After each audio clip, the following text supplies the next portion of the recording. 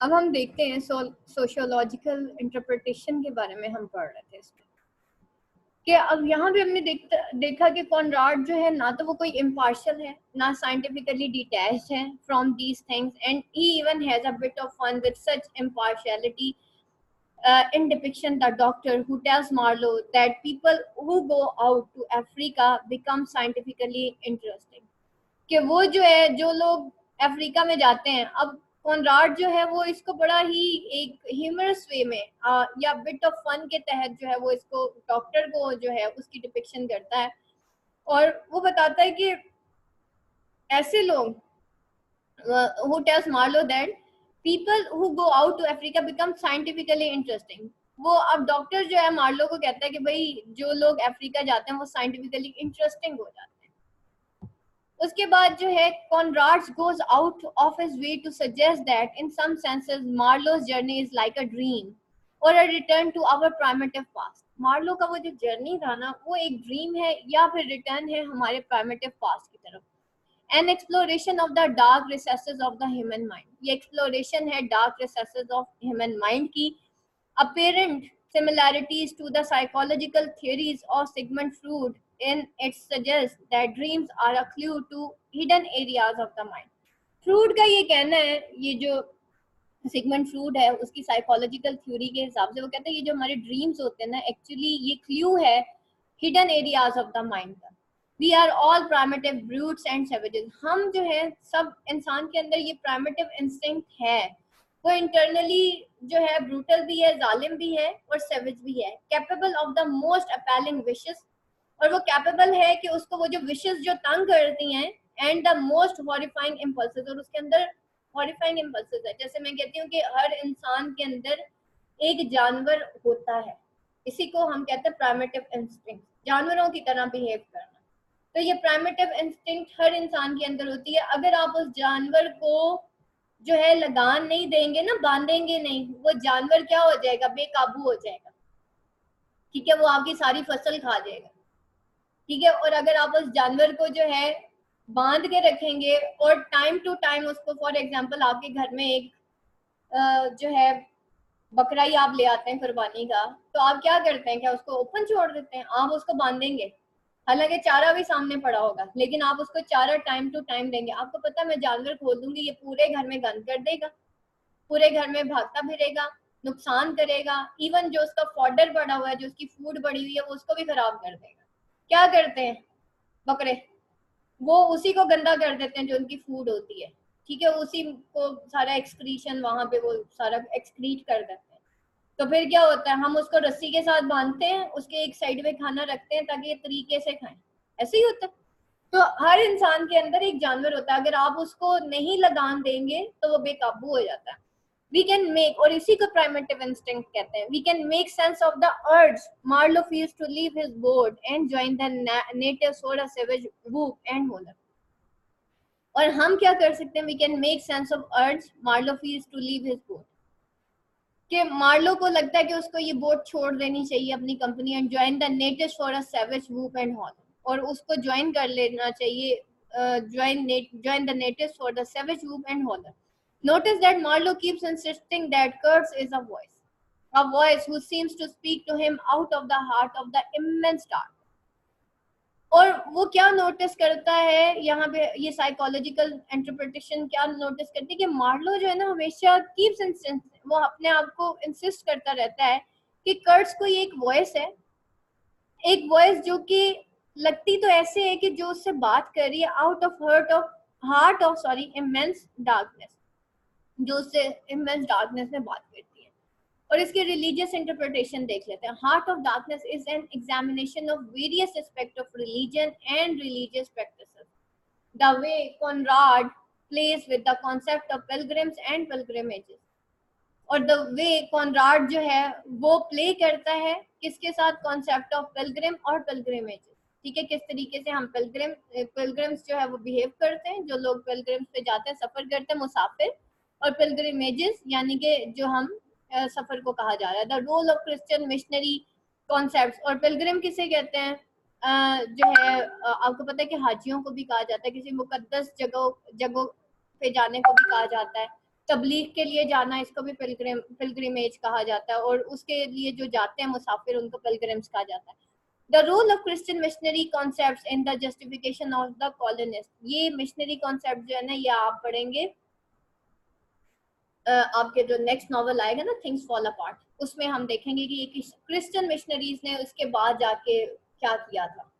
ठीक है, अफ्रीका के अंदर, ये तो हम कॉलोनियल नॉवल पढ़ रहे हैं ना, ये कॉलोनियल को रिप्रेजेंट कर रहा है।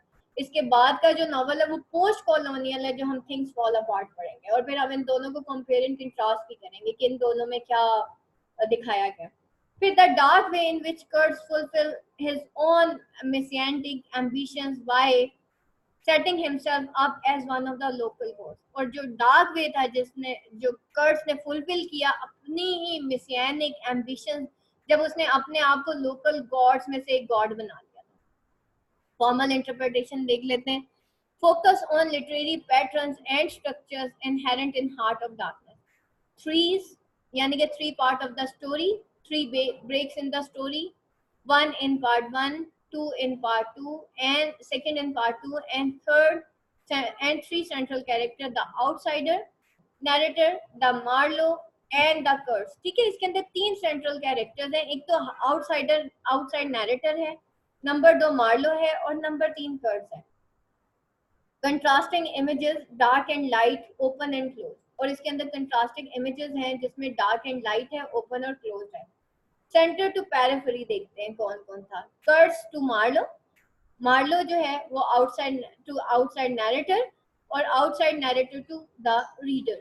ठीक है, सेंटर टू पैराफरी देखते हैं। सेंटर में कौन था मेन, हर कोई किसके बारे में बहुत ज्यादा इस पूरी कहानी में बहुत ज्यादा तजस्सुस होता है, कर्ट्स। ठीक है, तो कर्ट्स जो है मार्लो कर्ट्स को जानना चाहता है, आउटसाइड नैरेटर जो है वो मार्लो के बारे में बताता है, और रीडर जो है वो इन सबको जानना चाहता है।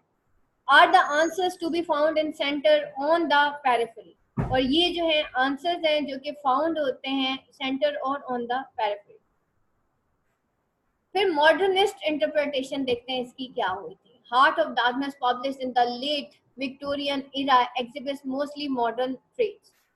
Our distrust of abstractions as a way of delineating truth, an interest in an exploration of the psychological, a belief in art as a separate and somewhat privileged kind of human experience, our desire for transcendence mingled with a feeling that transcendence cannot be achieved, an awareness of an interest in primitiveness and savagery as the condition upon which civilization is built, a skepticism and a sense that multiplicity, ambiguity, and irony in life and in art are necessary responses of intelligent mind to the human condition. एक skepticism है और एक sense है जो कि that multiplicity, ambiguity, and irony के जिसके अंदर दिखाई गई मल्टीप्लिसिटी आपको दिखाई जाएगी, एम्बिगाइटी यानी कि कंफ्यूजन, और आयरनी वो दिखाई जाएगी इन लाइफ एंड आर्ट। ये दोनों क्या है, नेसेसरी हैं, नेसेसरी रेस्पॉन्सेज हैं। क्या चीज, मल्टीप्लिसिटी, एम्बिगाइटी और आयरनी नेसेसरी रेस्पॉन्सेज हैं of the intelligent mind of the human condition. उसके बाद हम देखते हैं इसकी मोरल इंटरप्रिटेशन को। Heart of Darkness is preoccupied with general questions about nature of good and evil, or civilization and savagery. What saves Marlowe from becoming evil? Is Kurtz more or less evil than the Pilgrim? Why does Marlowe associate lies with mortality? कि Marlowe क्यों associate करता है lies को mortality के साथ? Heart of Darkness जो है वो preoccupied है general question about कि वो nature of good and evil, इसके अंदर हम देखेंगे इसके क्वेश्चंस हैं। मतलब मैंने कहा ना कंफ्यूजिंग सा नॉवल है, यानी कि हर चीज ऐसे लगता है कि कोई मिथ है अंदर और वो हमें पता नहीं चल रहा। फिर सिविलाइजेशन और फिर सिवेजरी। फिर क्वेश्चन रेज होता है कि what saves Marlow from becoming evil, ऐसी क्या चीज थी जिस मार्लो ने जिसको बचा लिया कि वो भी इवल नहीं बन गया, कर्ट्स की तरह का क्यों नहीं बना मार्लो। इज कर्ट्स मोर और less evil than the pilgrims, क्या कर्ट्स जो है वहां के जितने पिलग्रिम्स वहां पे गए थे उनसे ज्यादा या कम इवल था। और why Marlow associate lies with mortality, और मार्लो ने इन लाइज को मोर्टेलिटी के साथ क्यों एसोसिएट कर किया कि ये जो लाइज हैं ये भी मोर्टल हैं, ठीक है। मार्लो जो है वो बहुत ज्यादा नफरत करता था झूठ के साथ, और वो कहता था कुछ भी हो जाए इंसान को सच ही बोलना चाहिए, लेकिन at the end of the novel हम देखते हैं मार्लो एक झूठ बोलता है, ठीक है, वो मजबूर हो जाता है झूठ बोलने पे। और वहां से हमें पता चलता है he is also a part of European civilisation, ठीक है, और यूरोपियन डार्कनेस, और उस चीज को मार्लो कभी अपने आप को माफ नहीं कर पाता कि मैंने एक झूठ बोला। उसके बाद मोरल एम्बिगाइटी, ठीक है, एक moral ambiguity confusion is a central concept in the novel and is expressed throughout the narrative in the tension between opposing forces, और थ्रू आउट द नैरेटिव ये टेंशन दिखाता है बिटवीन अपोजिंग फोर्सेस को। Irony is also deeply embedded in the novel, irony भी deeply embedded है novel के अंदर। At one level it shows the hypocrisy of the European moral purpose of invading Africa when their motives are really only commercial. At another level, it shows how these European emissaries कहते हैं ये जो preachers होते हैं, instead of suppressing savage custom actually become savage themselves। किस तरह से ये European emissaries जो हैं वो आए थे किसके नाम पे, तबलीग के नाम पे आए थे, इस नाम पे आए थे कि ये suppress करेंगे savage customs को, लेकिन actually ये savage खुद बन गए थे। फिर सिविलाइजेशन मोरल इंटरप्रिटेशन में दिखाया गया इसकी civilisation versus wilderness, culture versus savagery, fascination versus repulsion, freedom versus restraint, innocence versus experience, justice versus injustice, reality versus unreality, strength versus weakness, success versus failure, work versus idleness। ये contrast बेटा बहुत important है, इसको आज आपने सारे contrast लिखने हैं कि इसके अंदर कितने कंट्रास्ट दिखाए गए। अभी पहले भी मैंने आपको दिखाए थे कुछ कंट्रास्ट, और अब मॉडल इंटरप्रिटेशन में भी इसके कंट्रास्ट आ चुके हैं। Questions to consider as you read. What does it mean to be savage or civilized? आप इससे क्या मुराद लेते हैं कि savage किसे कहते हैं और civilized किसे कहते हैं? What are the different meaning of the words dark and light? Notice how many times Conrad uses this description in different way. Why do people choose to do good or evil?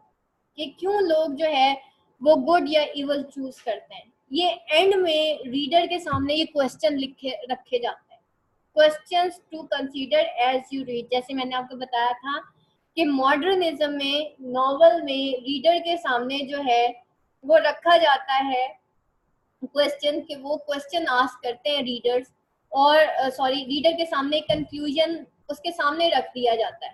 Conclude novelist नहीं करेगा, writer नहीं करेगा, conclude अब आपने और मैंने करना है कि क्या होना चाहिए था।